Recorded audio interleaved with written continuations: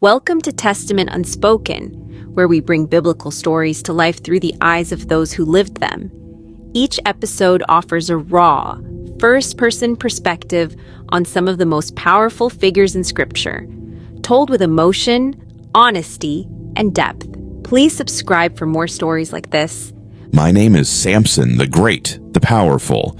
I was chosen before I was even born. My mother told me the story many times, how she was barren, weeping year after year, until the angel of the Lord appeared before her. His words were clear. "You will conceive and give birth to a son.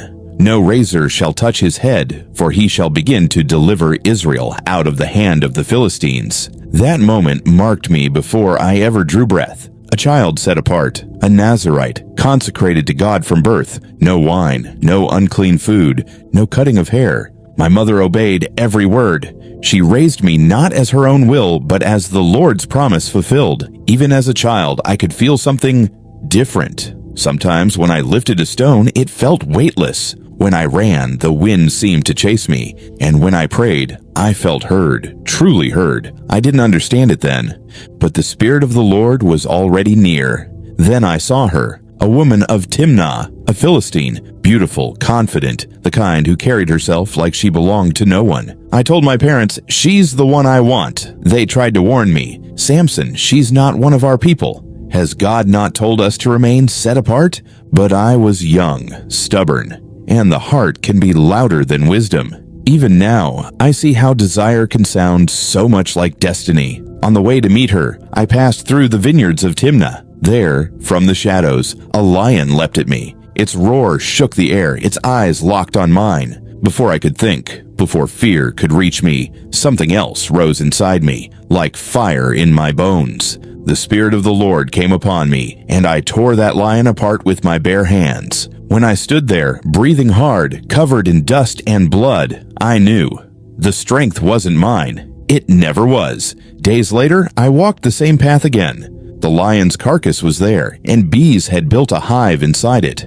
Honey, sweet and golden, dripping from the dead. I tasted it, and I thought, how strange that sweetness could come from death. How life could grow from ruin. A lesson I wouldn't understand until much later.